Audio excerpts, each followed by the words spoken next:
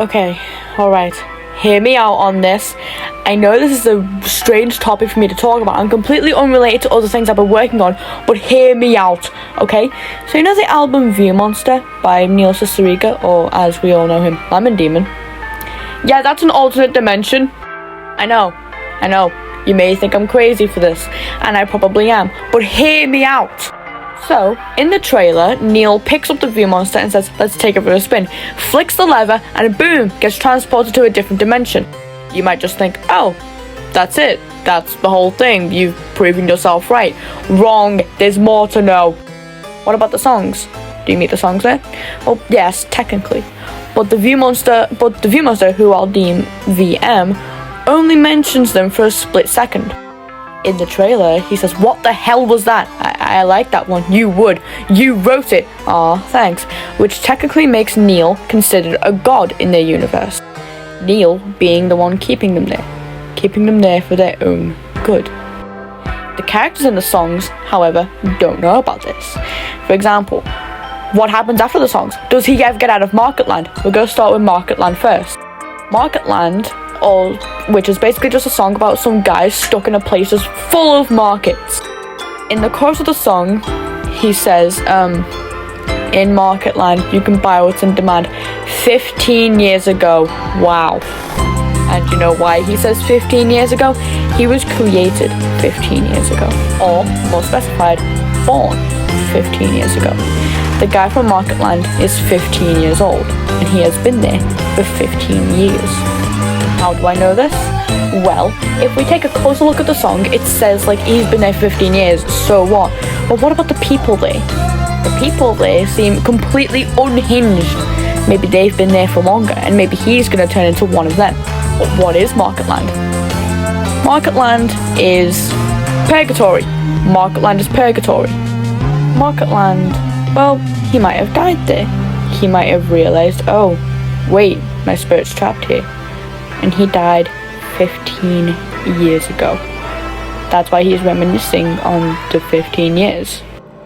And knowing this, knowing that he is stuck there forever, he watches it devolve into pure madness, with insane people selling urinated on clothes, or raw fish, or a carpet that you can eat, or just book reviews. He just watches them devolve into madness. But the people in Marketland can see him. So why is that? Well, here's the thing. He might just be completely undead. But who knows? We'll get into the undead thing later. Another thing that I have noted is, Kaleidoskull. Kaleidoskull, being the first track in View Monster, is the thing you can hear in the trailer. And, it's the most noticeable song in the album, being the one in the trailer and the first one you hear. Kaleidoskull is the thing you hear when you meet VM, it being his theme. So what does this have to do with anything? Well, hear me out on this. It's a song that only you hear. You can hear it yourself, but none of the other characters can hear it. You are Kaleidoskull. You may be thinking why I think that. Well, all the other characters in the song have a specific song they're associated with. For example, Amnesia Was Her Name, Knife Fight, Bill Watson, forgot the name of it, Ben Bernanke, the Satiric Love Song. They all hear the songs they're associated with. And you, being the person who has came to this dimension, probably willingly or unwillingly, you are Kaleidoskull. And you, being the first track in the song, with no lyrics, you're creating your own story. We'll get into that part again later, with all the story shenanigans and stuff like that. Now, you may also be wondering, why the hell are you talking about this? It's just some album. Hear me out on this. So, you know how some of the songs have specific characters that they talk about? For example, in Dinosaur Orchestra Parts 1, 2, and 3, Neil directly refers to himself. We never hear the names of the other characters. They could all just be Neil, you might be saying. But that's not the case. Well, not the case in how I think of it. Now keep in mind, this is all just a theory I have been making up myself as I go on and listen to more of the songs. So you can correct me on anything that I say. But as we know, the characters don't seem to get out of their problems. For example, in Marketland, he doesn't leave. In Amnesia Was Her Name, he sees that his date isn't there, knowing that she's probably never going to return to him. In Bill Watterson, they probably never get to do what they wanted to do with Bill Watterson, or they killed him. Because at the end of the song it says, I only want to try your face on, and and it says like, I don't know, I'll shake your hand and kiss your feet, confess to my love and buy you flowers, and eat your heart and absorb up your powers. Either they became Bill Watterson or they just killed him. Here's another thing worth noting. Only Neil and a weird wizard who we never really get the name of. Well, we do get the name of in the trailer, I just forgot his name. They only know the words to get out of the dimension. You don't have the transportation device with you while you're in the dimension, yet we see Neil teleport with it, and the thing is gone with him. That transportation device turns into VM, who leaves Neil there because he's so fed up with him. Either that, or he absolutely hates him. In the trailer, VM tends to insult or, just be completely rude to Neil, saying to one of his songs, I think it was The Man in Stripes and Glasses, saying, what the hell was that? Neil replying, I like that one. You would. You wrote it. Aw, thanks. Neil tries to be nice to VM, but ends up failing. And ultimately, this shows that VM does not like Neil. That is because Neil is worshipped in their dimension. You may be asking, why? How do you know this? Neil is the one who created all of these songs. He is the creator of all the characters, and ultimately the creator of the dimension. Neil has the power to transport from the real world to that dimension at any time. If you ask me, those are some godlike powers. So, what does this have to do with anything? Well, I'm gonna tell you now.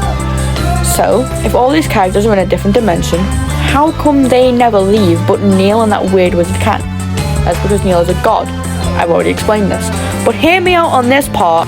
When Neil gets out of the dimension, he wakes up in bed with the Viewmaster album with him, thinking it was all just a weird dream. All just a weird dream. You may be thinking, oh, maybe he was dreaming. He wasn't. Because he wakes up in the middle of the night, so to speak. Like, he wakes up in the dead of night with the wizard with him. It wasn't some weird dream if the wizard is with him, was it? Proving that Neil can actually transport to dimension and back, but transporting back gives you side effects of not remembering what happened and thinking it was a dream. This, my friend, is where Amnesia Was Her Name born. That was not grammar. I was trying to say this, my friends, is how Amnesia Was Her Name was born. The guy from Amnesia Was Her Name seems to, have amnesia. I think we all know this. Now, if you wake up in bed not remembering what happened and thinking it was all a dream when you get out of the dimension, do you think that's what happened to him? But Neil noticed how he got out and sent him back, causing him severe amnesia and sending him to a doctor, ultimately creating the story of Amnesia Was Her Name. But what about the man in stripes and glasses? What happened to him? Well, it's proven in the song that he ultimately dies. Where'd the magnifying glass come from? Space? Or was it Neil? You may be thinking I'm a crazy person for this, but hear me out. If the magnifying glass, keep in mind, it's huge, and Neil is a god, the magnifying glass could be him overlooking, the characters, and then accidentally turning it towards the sun, burning the man in stripes and glasses alive, ultimately killing him, and making the others, put his remains into a box of books. Keep in mind, it's based off of Where's Waldo? I wanted to find you, Waldo, but not like this. But the fact that they see, and I quote, but every single night they see in red or white a spectacled skeleton in the corner of their eye, ultimately showing that he isn't dead, but undead. Knowing this, you realize the Viewmaster dimension is a morbid place. But when the songs end, do the characters just die? Do they stay frozen forever? No. Life repeats itself. It repeats itself over and over again. This is where Sundial comes in. Dial. is from the perspective of a character who is tired of living up the same thing over and over again, forgetting what he said, going through different places to try and fix it, but the song ends and he's sent back to the start. And the hero of this story is you, Kaleidoscope. Kaleidoscope being a silent character, as well as 320 times 200, but we don't talk about that one. Kaleidoscope being a silent, unnamed character, completely silent, not talking, not saying anything to anybody, just being a lone instrumental that you hear when you first enter the dimension.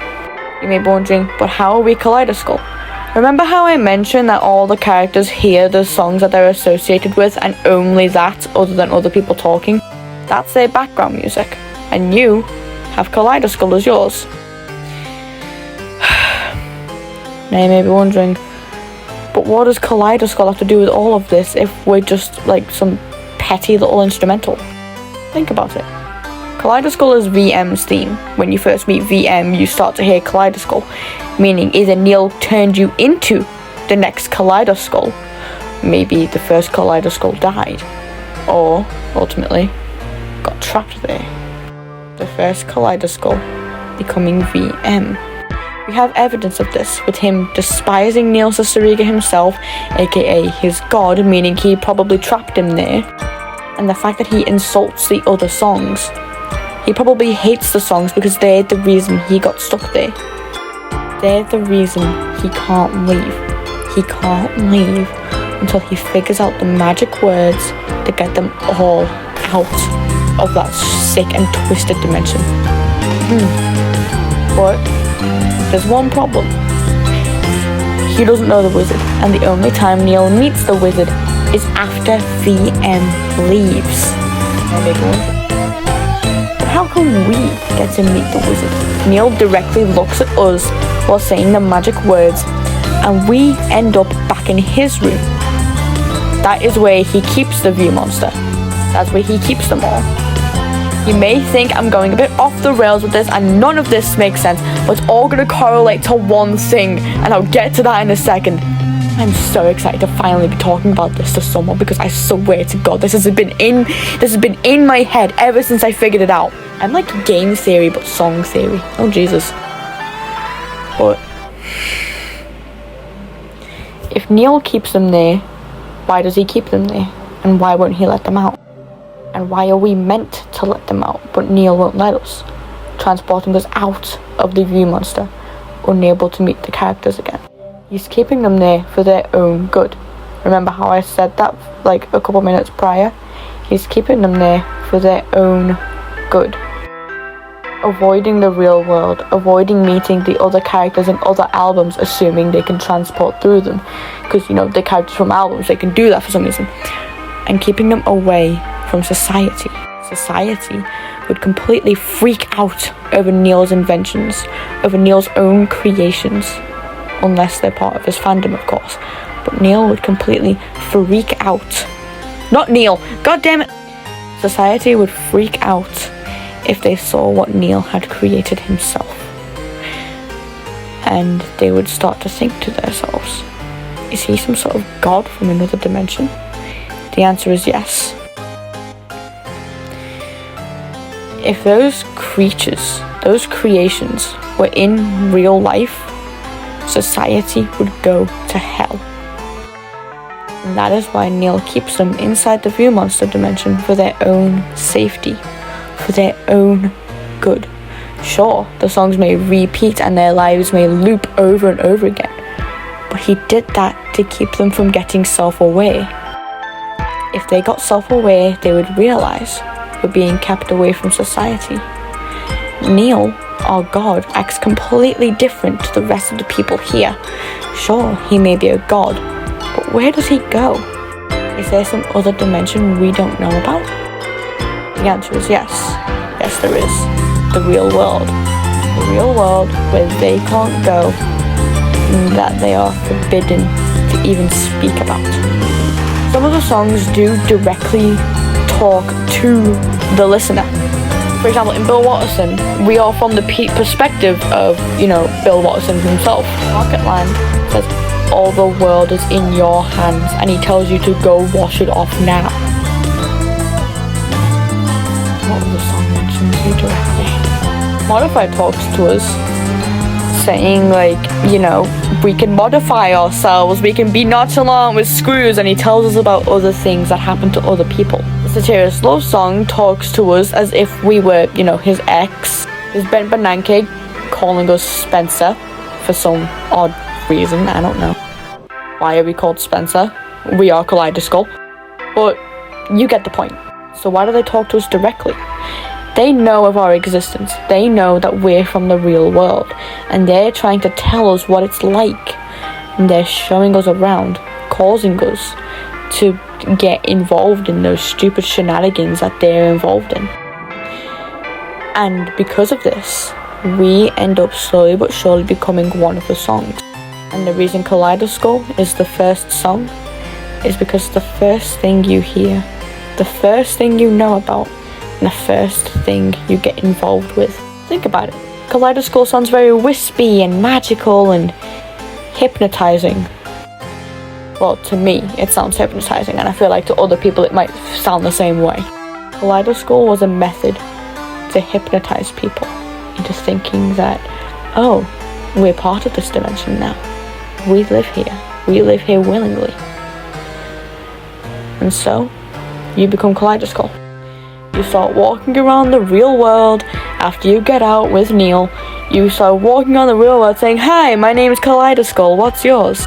Because you think that you are one of the songs. You start to believe that. You have became one.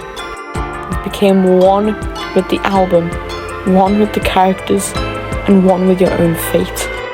And I have a feeling, once you go back to that dimension, you never return.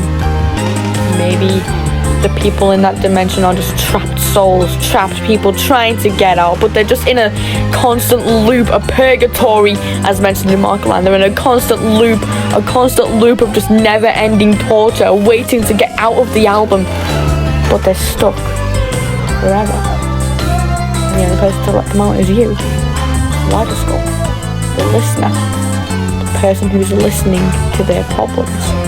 The only person who has met that weird-looking wizard that watches Neil while he sleeps.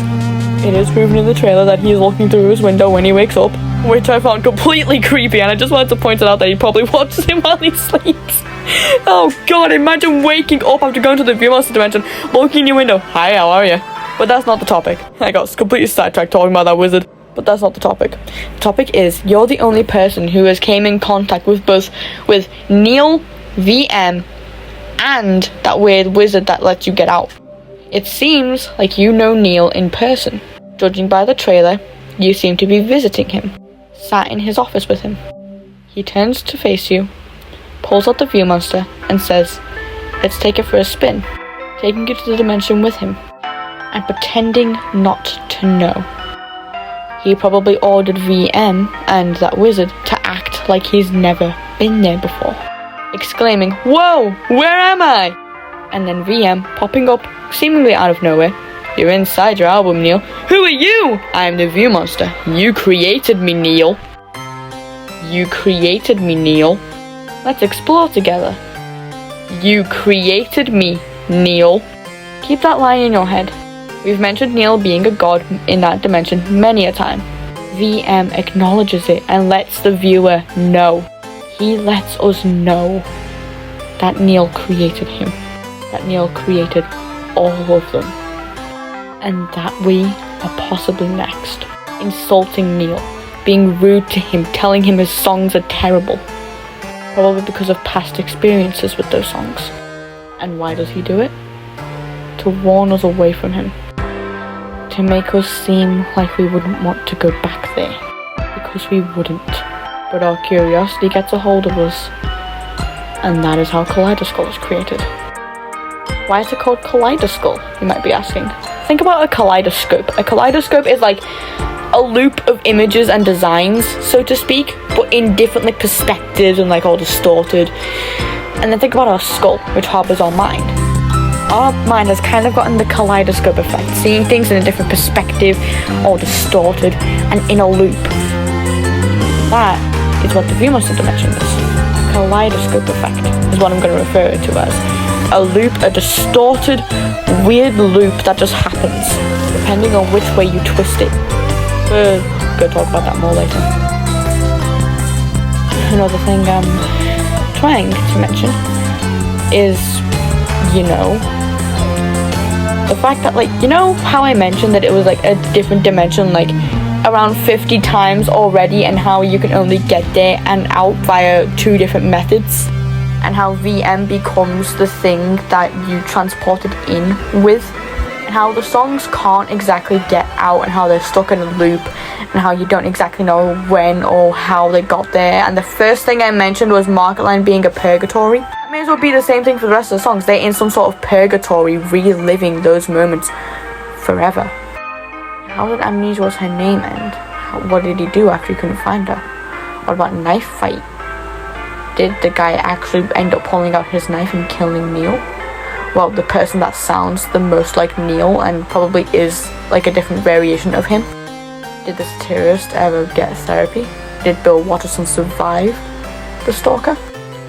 Did the characters from Modify end up dying? What about Sundial?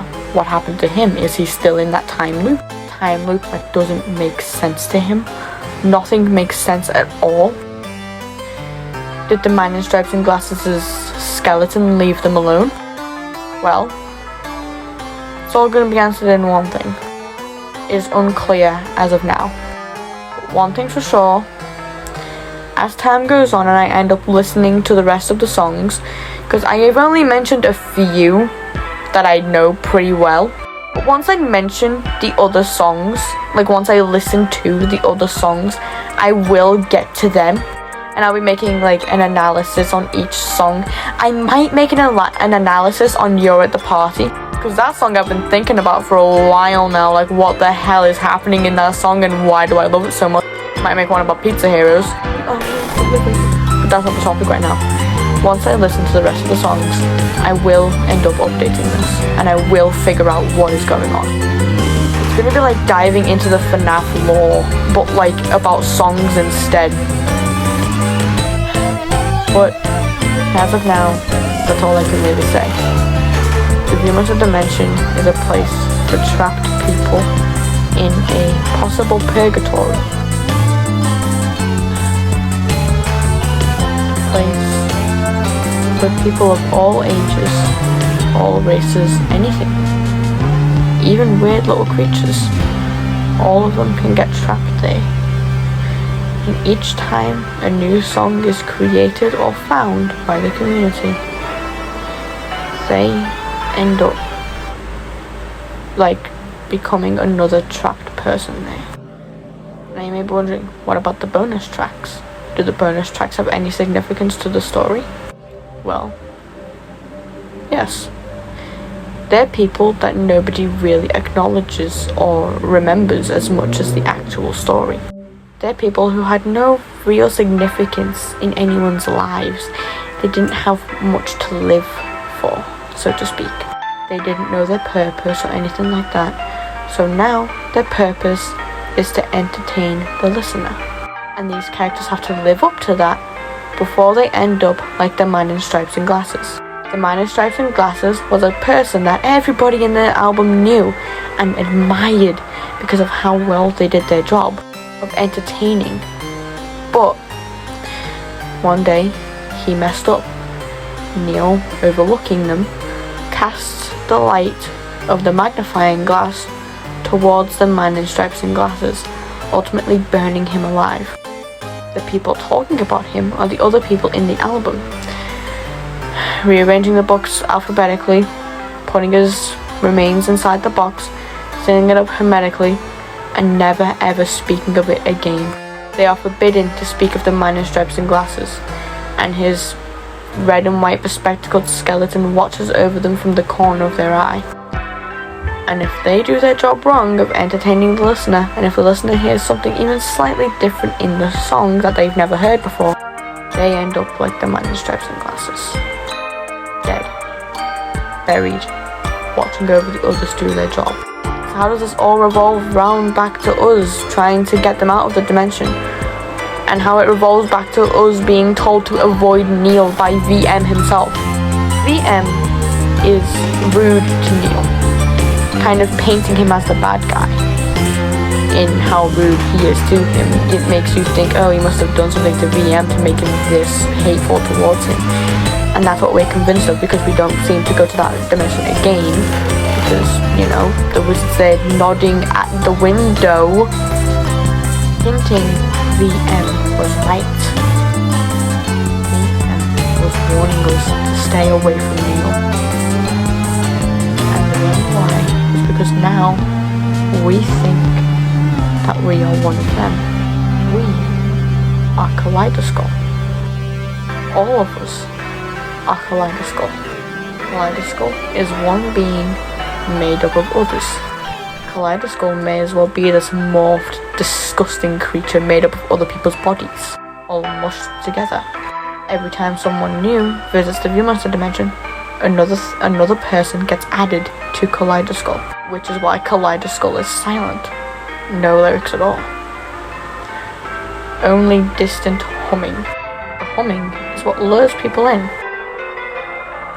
But, like I said, as of now, I don't know much.